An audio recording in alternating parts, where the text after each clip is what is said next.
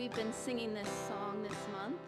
If you know it, please sing along. And it's a fun song to clap to. So you can go clap, clap, clap. All God's critters got a place in the choir. Some sing low and some sing higher. Some sing out loud on a telephone wire. Some just clap their hands or paws or anything they got. Now listen to the bass, it's the one on the bottom where the bullfrog croaks and the hippopotamus moans and groans with the big to-do. And the old cow just goes moo. We can do that again. Let's try that moo. And the old cow just goes moo. Nice job. All God's critters got a place in the choir. Some sing low and some sing higher. Some sing out loud on the telephone wire. Some just clap their hands or paws or anything they got now. The dogs and the cats take up the middle where the honeybee hums and the crickets fiddle. The donkey brays and the pony neighs and the old coyote howls. Nice. Listen to the top where the little birds sing, where the melody and the high notes ring, and the hoot owl hollers over everything, and the jaybird disagrees. All God's critters got a place in the choir. Some sing low and some sing higher. Some sing out loud on a telephone wire. Some just clap their hands or paws or anything they got now. Singing in the nighttime, singing in the day. The little duck quacks and he's on his way. The possum ain't got much to say, and the porcupine talks to himself again. All God's critters got a place in the choir. Some sing low and some sing higher. Some sing out loud on the telephone wire. Some just clap their hands or paws or anything they got now. It's a simple song, living song everywhere, by the fox and the ox and the grizzly bear, the grumpy alligator and the hawk above, sly raccoon and the turtle dove. All God's critters got a place in the choir. Some sing low and some sing higher. Some sing out loud on the telephone wire. And some just clap their hands or paws or anything they got now. All God's critters got a place in the choir. Some sing low and some sing higher. Some sing out loud on a telephone wire. And some just clap their hands or paws or anything they got. Nice job.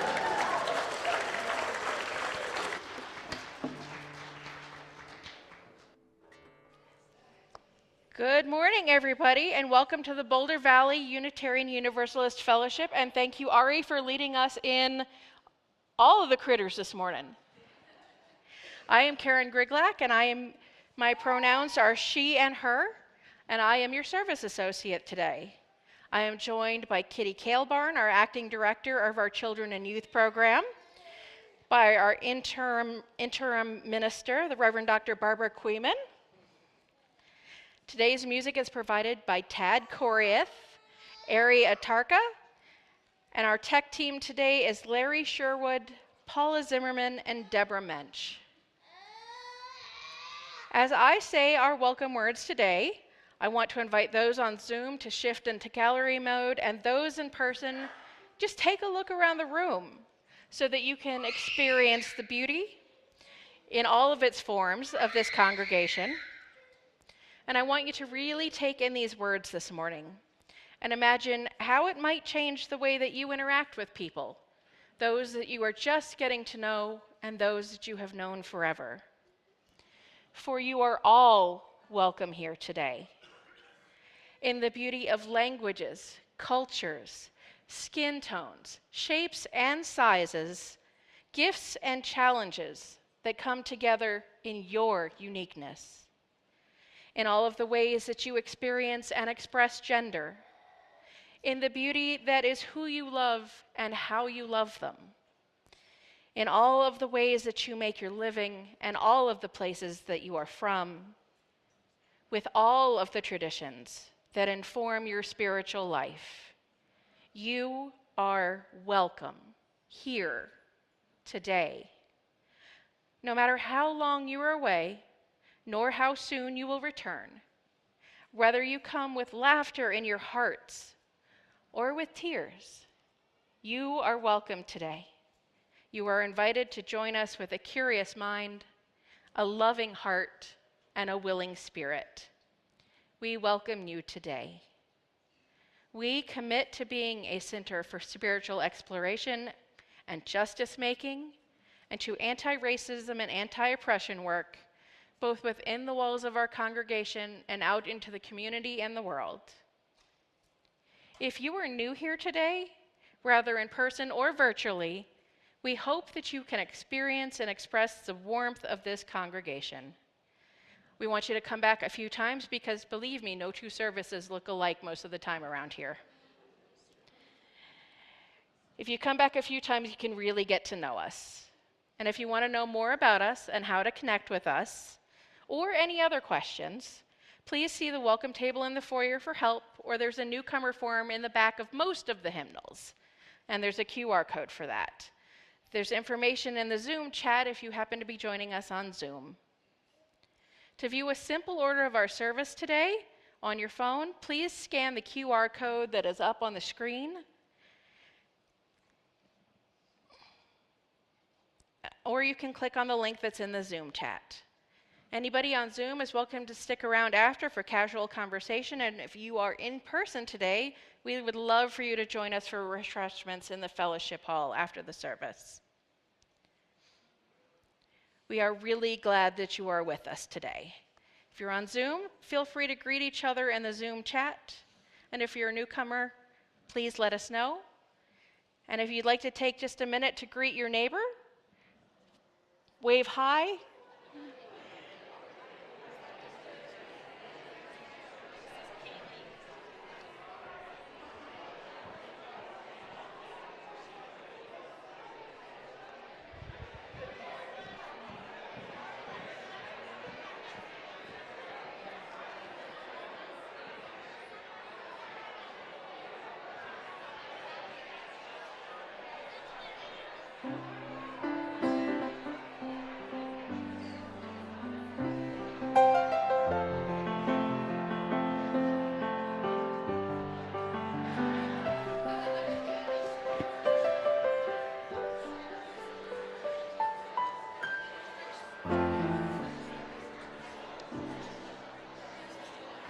Good morning, friends. Good morning, friends. A good morning to everyone. Good morning, friends. Good morning, everyone. I'm Reverend Barbara, the grateful minister of this congregation. My pronouns are she and her.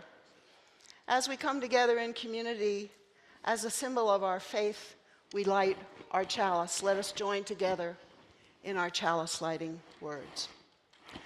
We light this chalice for the warmth of love, the light of truth, the energy of action.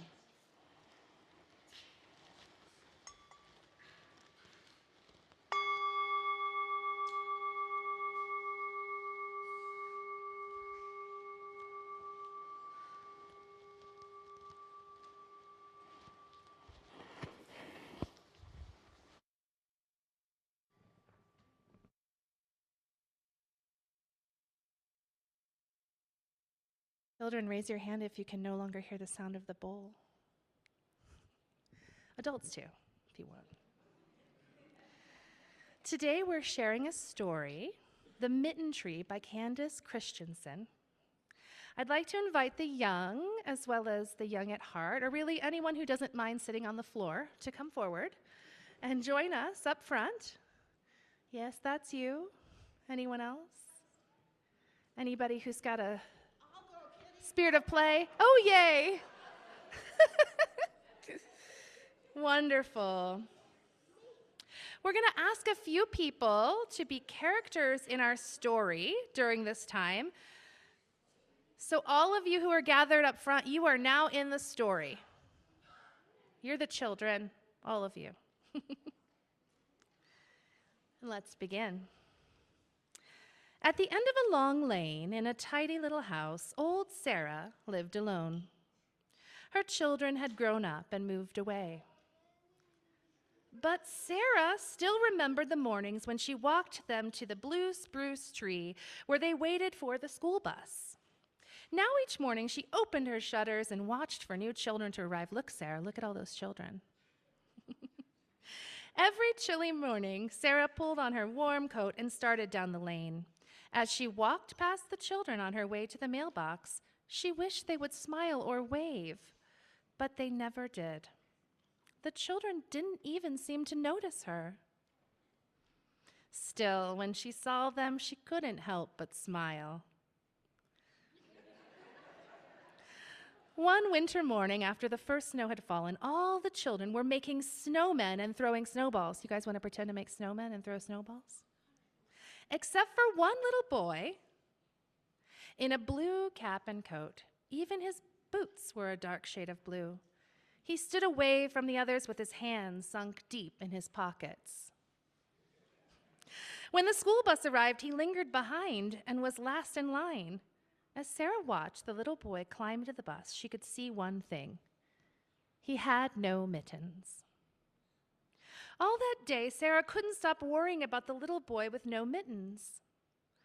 Late in the afternoon, as the sky grew dark, Sarah dug through the basket of yarn scraps she had saved for many years. She found her needles and 4 shades of blue wool. Then Sarah began to knit. Sarah worked late into the night. When the sun began to rise, she hurried to the bus stop and hung the mittens on the old blue spruce tree. From behind the hedge, Sarah watched. The boy in the blue coat was the first to arrive. He saw the mittens. He reached up and tried them on. They fit. Do they fit? With a big smile, he made a perfect snowball after he got his mittens on. And he made a giant snowball, and he threw it into the sky. Soon a little girl in a red coat arrived. Her mittens didn't match. Their mittens didn't match.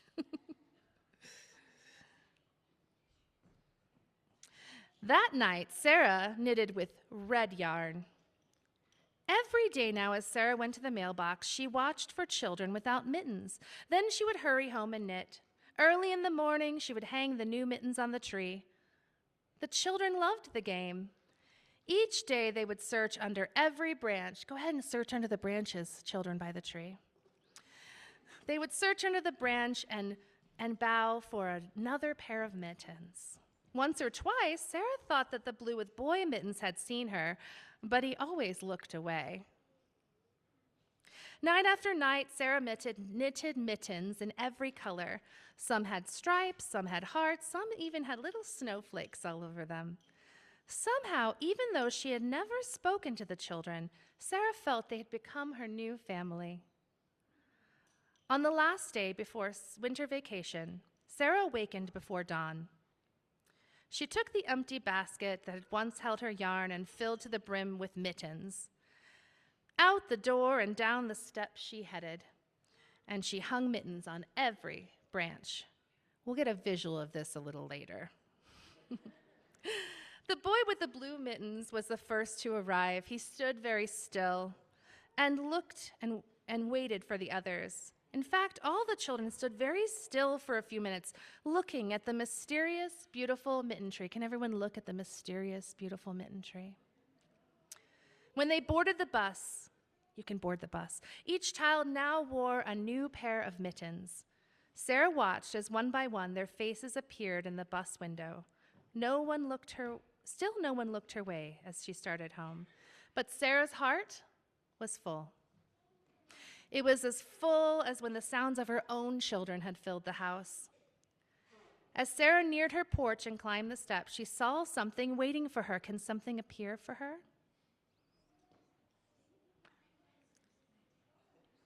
There in the corner, appearing before her, was a woven basket with thick broken vines and decorated with a large white bow. In it were balls and balls of colorful yarn. To this day, Sarah knits mittens for all the children in her town. Every time her basket is empty, a new full one appears. Sarah doesn't know who the yarn is from. The children still don't know who the mittens are from. But someone must. Thank you, Karen.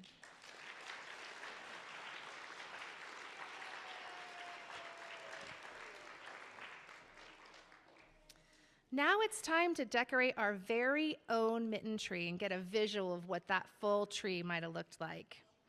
For probably 2 decades or more, this fellowship has been like Sarah, filling a tree with mittens to be given to others without them ever knowing it was us.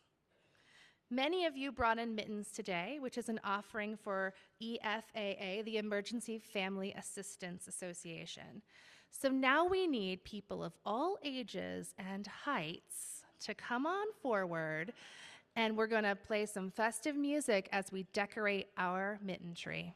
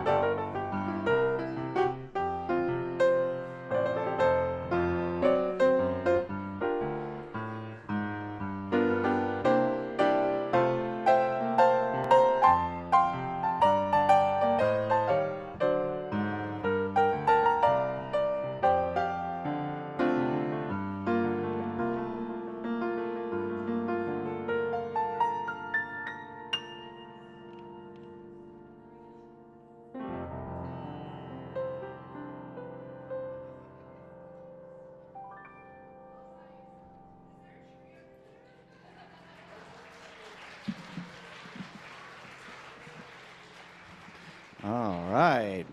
What a beautiful tree. Yeah, I heard somebody say, is there a tree under there? I don't know anymore. I think it's gone. All right, so we're going to sing our kids out. So kids, this is when you get to go back to join your children and youth groups. And parents, if you didn't have a chance to sign your kids in yet this morning, you can go do that with your kids now. All right, so here is our song that we practiced. We'll sing it through a couple of times. Go on your way in peace, sung for the kids. And you've got the light of love inside you. Go on your way in peace. So shine that light, this whole world awaits you. Go on your way in peace. You know we hold you, we hold you. We hold you, we hold you. You've got the light of love inside you. Go on your way in peace. You know we hold you. You know we hold you, we hold you. We hold you, we hold you. You've got the light of love inside you. Go on your way in peace.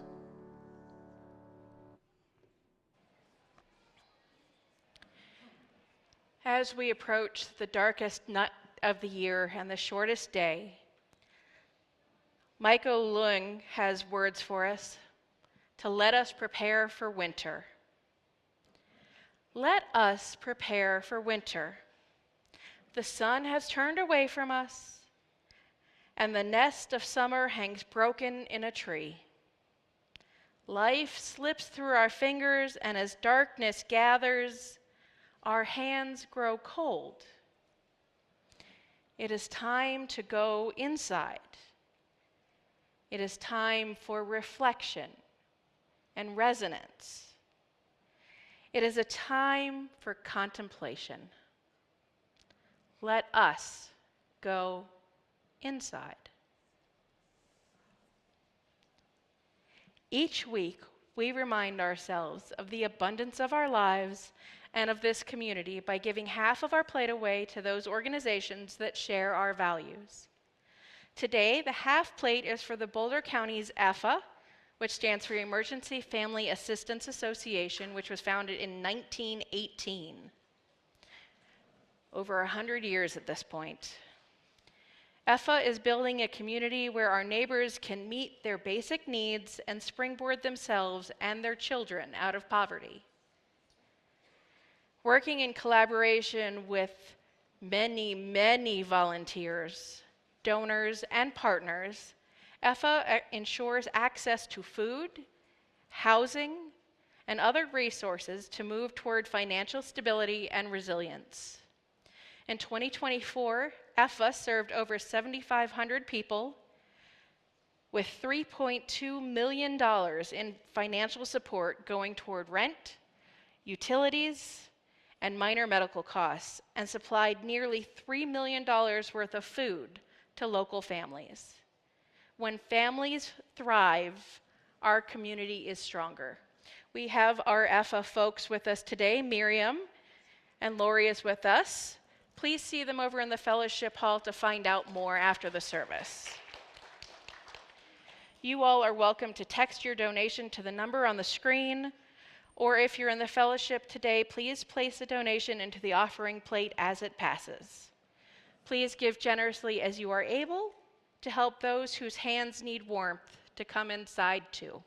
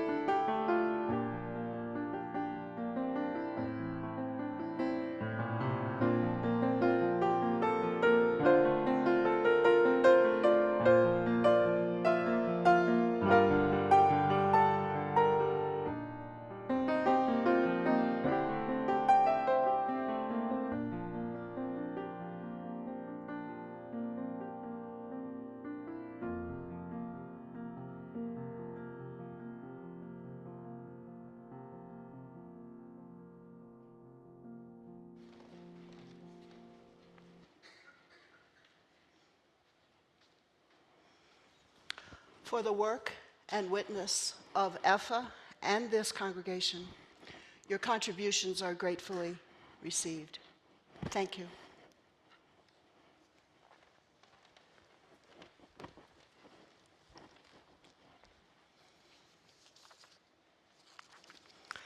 So once again, good morning to everyone. It's good to see each of you this morning. So after celebrating the joy of the Mitten Tree, let's also realize the season we're in.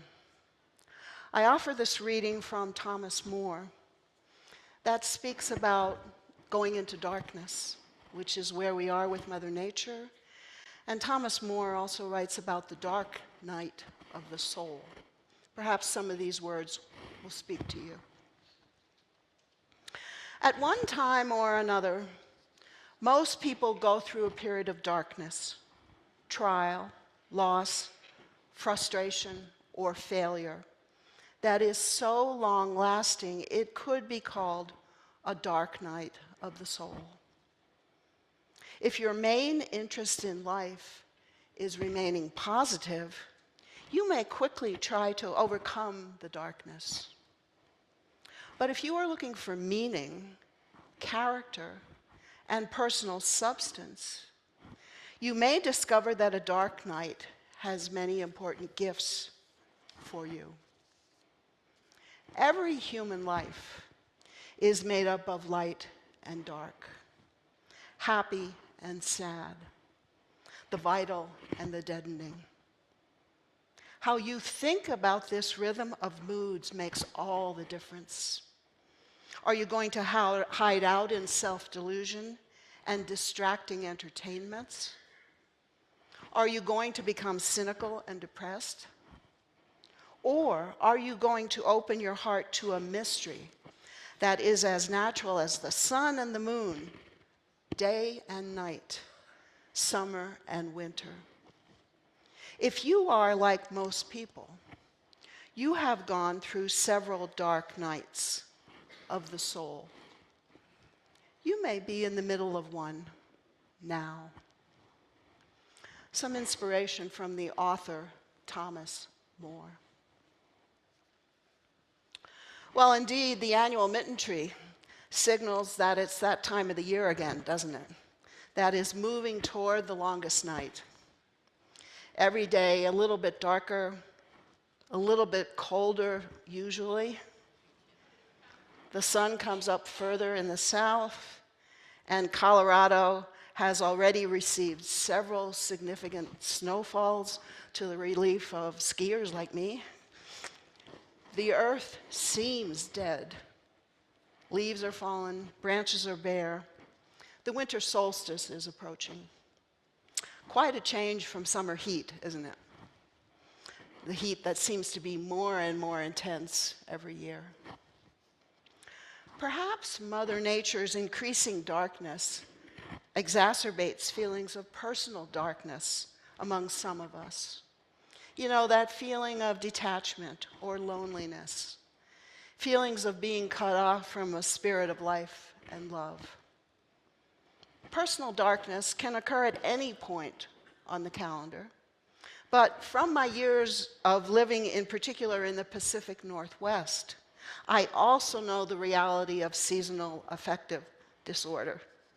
It's cloudy and damp a lot in that part of the country for any of you who have spent any time in the Pacific Northwest.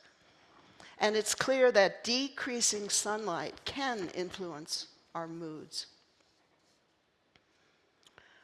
Perhaps some of us have recently experienced personal darkness, regardless of Mother Nature's cycles. Perhaps you've had some challenges in your own life or in the lives of your loved ones. Perhaps you're still emerging from the effects of the COVID pandemic, which stretched your endurance and your resilience. Perhaps you've been unlucky in love, or in job searching, or in financial matters, or perhaps you're just caught in a rut. Anybody ever get caught in a rut? And perhaps most critical right now, this past political season has been inordinately stressful for you. The many weeks leading up to the election day itself, when many of us were together here in this community, and now the threats and the uncertainty about the future, which affects all of us and is especially unsettling for persons of identities threatened through those various manipulative tactics that we're hearing from our future leaders.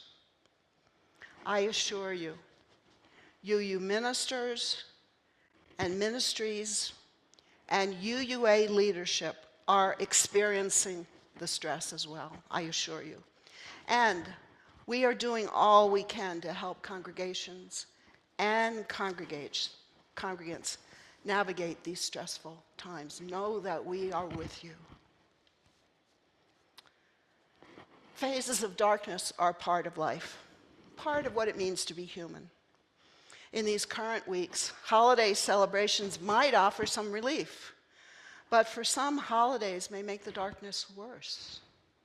During holidays, we may regret being alone when we'd much prefer to be with others, or we might regret spending time with others when we'd much prefer to be alone.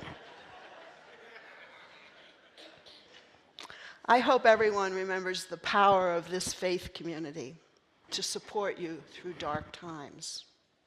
And as one offering, you may want to attend a midweek service coming up this week when hope is hard to find. Here in this sanctuary, this Thursday, December 19th at 7 p.m., led by Service Associate Michaela Sievers. It's this Thursday at 7 p.m. Some folks refer to this as the Blue Christmas service as well, but I understand you've used the title When Hope is Hard to Find for several years. It's not only individuals who can experience darkness. Groups and organizations can as well. Cycles of dark and light are part of organizational culture, especially during times of change. By and large, we humans are change-resistant creatures. We don't like change, even change that is for our own good, because accepting change usually means risking the unknown. Many would prefer to keep things just the way they are. Thank you very much. Phases of uncertainty, such as transitioning ministry here in this congregation, might include some darkness, some going into what we refer to as liminal space, that is, space filled with ambiguity, as we risk the unknown and we venture into new territory. How might we find yet more support during times of risk and change? Well, as one inspiration, the Buddhist writer Pema Chodron has helped me understand the range of emotions that emerge during change and uncertainty.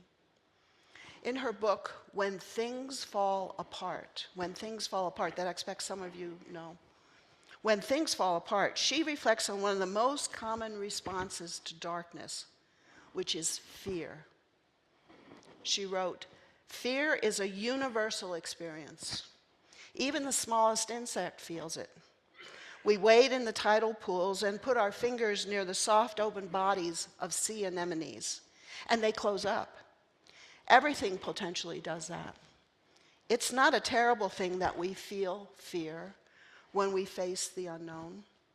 It's part of being alive, something we all share. We react against the possibilities of loneliness, of death, of not having anything to hold on to."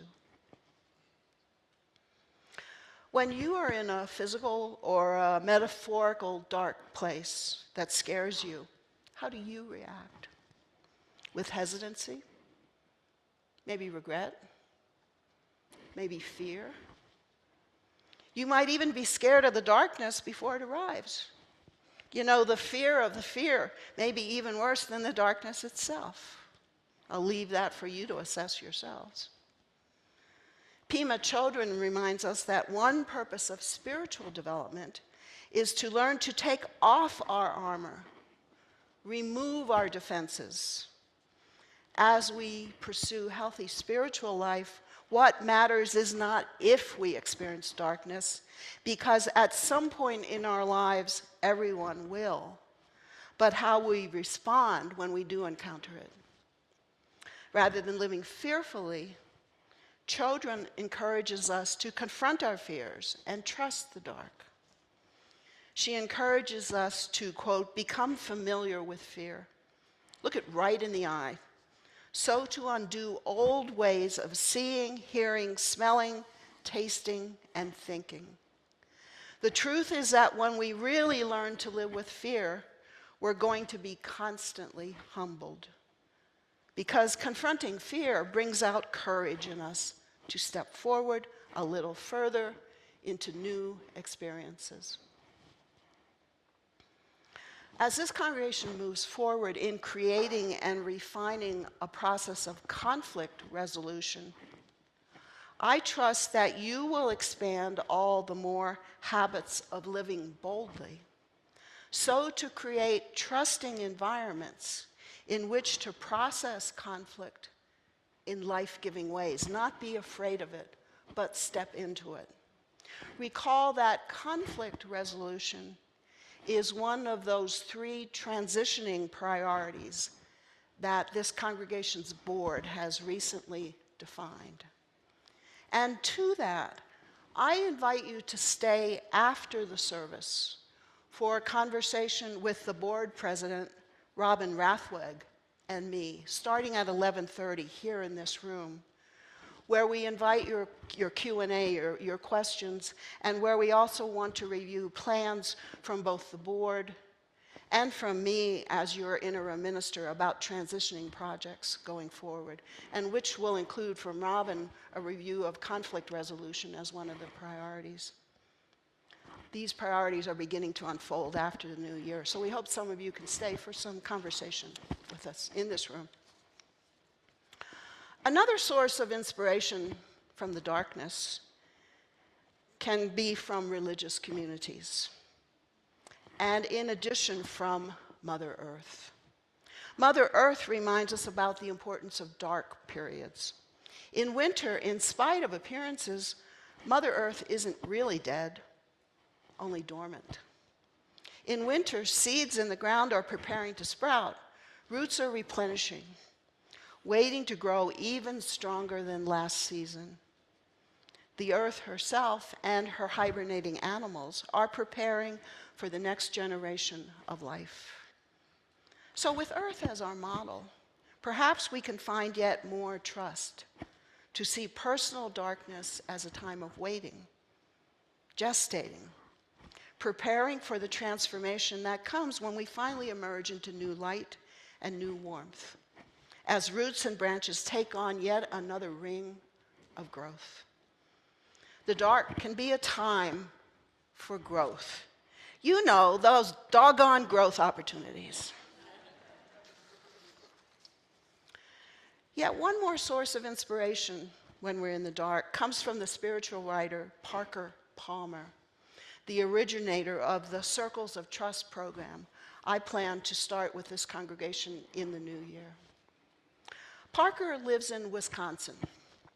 He offers similar advice about winter in Wisconsin, which he says is the psychological equivalent of the fear Pema Chodron talks about. Parker urges Wisconsinites to overcome a tendency to hibernate in winter. I forget how many of you are from Wisconsin, but maybe you know the context. Instead, Parker writes this. He says, get out into the cold and face life. Don't shy away from fears and depressions, but get into them, embrace them at any time of year.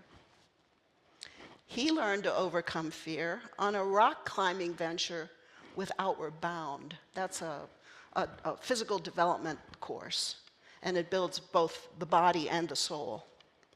Secured by ropes on this course he was on, he had to push himself away from a niche in a rock face and hang free 100 feet above the ground. This was the only way he could get around an abutment in a cliff that he was trying to traverse. He used the trust he learned from that experience the next time he entered one of the clinical depressions he has endured in his life. These depressions were horrible. He's been in 3 deep clinical depressions. But he also found deeper spiritual transformation by remembering that rock climbing experience as he reemerged into new life. And friends, stay tuned for registration information about the Circles of Trust program, which will be coming out. Probably we'll wait until the new year, and just at the new year, we'll send out registration material. How do you respond to darkness, to liminal spaces that scare you, or challenge you, or diminish your humanity based on characteristics of your identity? Do dark places feel risky? Do you feel vulnerable? It's hard to admit we may not be in control. Anybody ever realize you're not in control? Our immediate reactions may be to search for habits and actions that can restore that sense of being in charge, being in command. Children, Parker, and Mother Earth all call us to trust those places of risk, because they can also be sources of spiritual, emotional, mental, and organizational growth. When we do trust, we open ourselves to transformation, because taking risks means abandoning our egos, exposing our vulnerabilities, and branching into new arenas. We would probably never realize new realms of creativity in sports, or in love, or in art, or in life if we didn't take risks.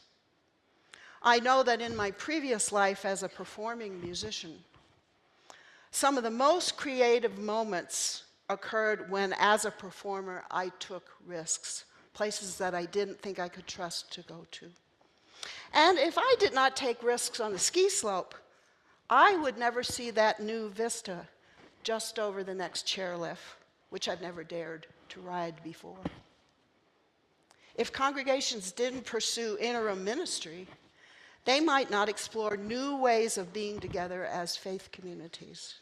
And isn't exploration and transformation some of the main reasons we come to church in the first place? Now, I get it. We are all currently living through an inordinately stressful and threatening time. We are in thresholds, in liminal spaces, neither here nor there, neither totally known or totally unknown, not quite sure what the future holds.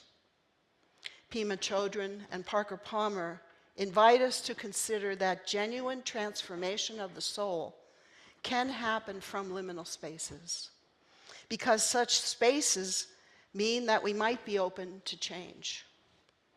When our souls are open, we can find more clarity and possibility for going forward. We can find courage. Courage, my friends. That's the name of the Circles of Trust program, Courage and Renewal. We can find courage in spite of our fears to carry us out of the dark into new engagement with life and love. Courage can help us be like Jonah. Remember the story of Jonah, who ended up in the belly of a whale? Once he found himself in the whale, he assumed he was powerless. Let's face it, whale bellies don't have a lot going for them. Jonah was trapped. Once he accepted his situation, in the darkness of the whale, he was transformed, and he emerged a hero. Through dark nights, we too have the potential for transformation. Several years ago, I spent a month in Stockholm, Sweden. And where's Chris? Chris, I'm not copying a story you told the other night. I spent a month in Stockholm, Sweden around this time as well. I was also in Sweden. If you want confirmation that darkness is an essential part of the human condition, spend winter in Scandinavia. Only about 4 hours of daylight when I left around December 20th. Even as an adult, I used to be afraid of the dark. I lost that fear in Stockholm. I knew if I did not go out in the dark, I'd never go out because there wasn't that much light. And I'd miss seeing a beautiful city, so bedecked with beautiful holiday lights. I gave up well-ingrained stereotypes about the dark, which became an enveloping comforter and a friend for me. It's no surprise that most religions in the world view darkness as a source of transformation. Different religious traditions work out darkness in different ways. In Christianity, for example, the darkness of a crucified Christ is the avenue to atonement. Some myths to explain why bad things happen to good people, to quote Rabbi Harold Kushner, are describing apples from the tree of knowledge, for example, or floods that cover the earth. Buddhists say that all is suffering, and ancient pagan cultures sacrificed animals, and sometimes even humans, to minimize the darkness their gods inflicted on humans. And then it's also no surprise that at this dark time of year, religious rituals remind us that light and rebirth will return. 4 candles on the Sundays of Advent. 8 candles on the Hanukkah menorah. Hindus celebrate the festival of lights called Diwali. And Swedes honor Santa Lucia Day on December 13th, which I got to experience that time I was in Sweden, a genuine Santa Lucia. Christmas recognizes the birth of babies, which occurs close to the pagan winter solstice. Rituals, including light and greenery, so many, symbolize renewal and rebirth, reminders of life re-emerging from dormant earth. Are you carrying any fears right now? Are there arenas of your personal life or life in this congregation where you fear taking risks? As you name your fears, how do you respond? With frustration and resistance? Or with acceptance and openness? Do you run from uncomfortable situations that feel risky? Or are you able to stay with the dark until it transitions into light? I encourage us to face the darkness, take risks, confront our fears. Now, I'm not saying go seek out those dark nights because it will be so good for you to endure the challenging. I do not believe that only through suffering can we find authentic identity. But what I do believe is that the dark need not be negative and uncertain. Our attitudes can do much to shape how we react to dark nights and especially to change. And then luckily, midwinter holiday rituals offer many opportunities for support. At home, light your own lights, symbolic or real. Light an Advent wreath, a menorah, candles in your windows. Bring greens and mistletoe inside. Here in the congregation, take advantage of seasonal worship services. Turn to others for support. Turn to this congregation. Trust that any current or future covenants we make together will guide us toward compassionate communication and support. And over the next 10 days or so, you have several opportunities for community worship. As I mentioned, this Thursday, December 19th, for the Blue Christmas or When Hope is Hard to Find service. Next Sunday, come enjoy a service of song and meditation in Taizé tradition, which I'm offering as a new experience for this congregation. Come on Christmas Eve for a pageant for the children at 4 p.m. and candle lighting, lessons and carols at 8 p.m. And I know while not a service, Today, after this service, please consider the question and answer session with the board president and me starting at 11:30 here in the sanctuary to help you through the liminal spaces that we are in right now. Parker Palmer's friend Bill was there for him during one of Parker's clinical depressions. A depression that was so deep, the only place he could feel was through his feet. Bill came every day and massaged Parker's feet. Parker couldn't even talk, but he could feel Bill's unconditional love. Eventually, a door opened, and Parker was led back. His friend Bill helped light the way, and they both grew. If you need support from others, seek it out. Seek a foot massage and offer your support to others. Tell those around you that you value their presence, our Soul Matters theme in December, and that you are there for them when they need a massage.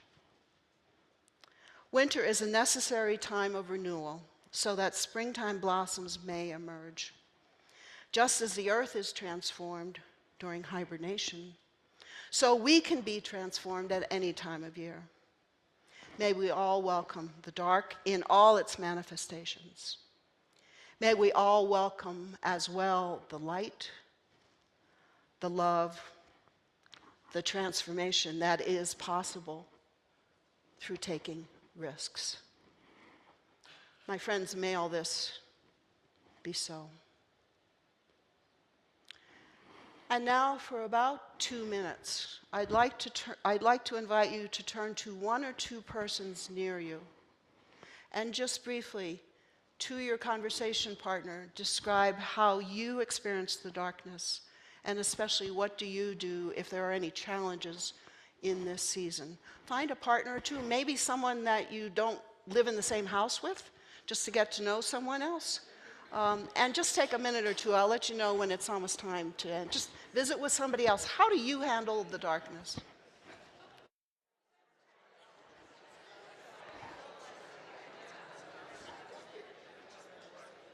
Thank you. Perhaps you've either heard a helpful tip. Perhaps you've heard a helpful tip.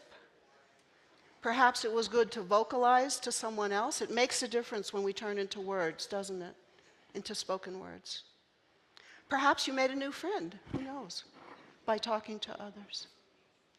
I wonder, is there anyone or anything or any activity you would like to remember by calling out their name into this space right now? Anyone you want to remember, especially through this time of deep midwinter? Anyone you would like to remember, or any place? Just call out their names.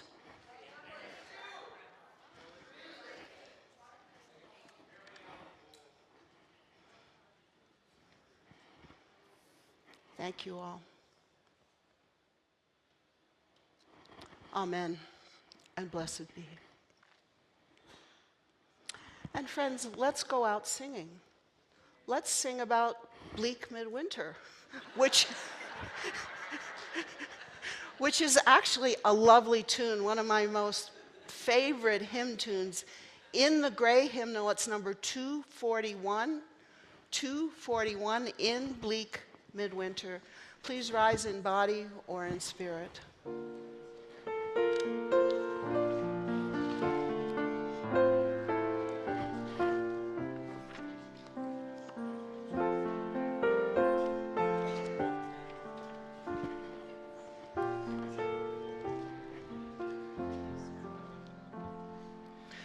In the bleak midwinter,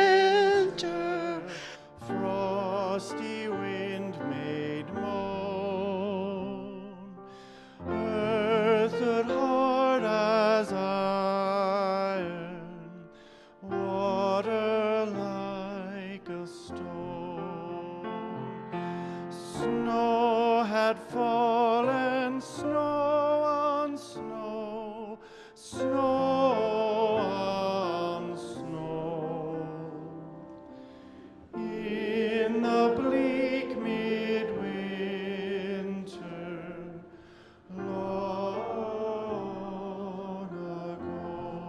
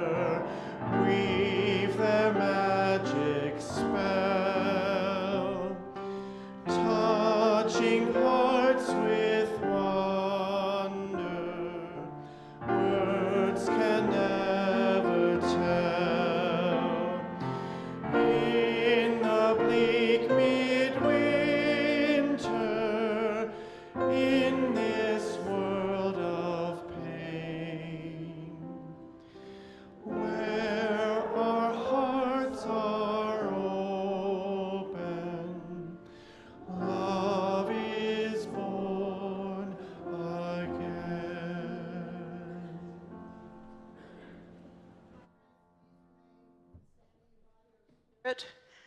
As we extinguish our chalice, let us join together in the words to extinguish the chalice here and online on Zoom.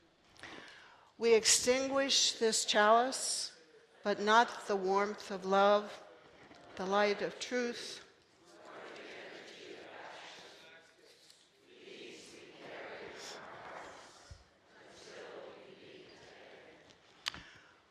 You may wish to reach out, touch the arm, the hand, the spirit of someone near you, and to all our friends visiting online and in Zoom. For those of you who have come here seeking God, may God go with you. For those of you who have come here seeking life, may life return your affection. For those of you who have come here seeking a better way, may that way be found and the courage to take it step by step. When you leave here this morning, my friends, go in peace. When you return to this sacred space, return in love and in hope and in community. Amen. Shalom. Salam. Namaste. Blessed be. I invite you to resume seats for a few brief announcements from our sponsors.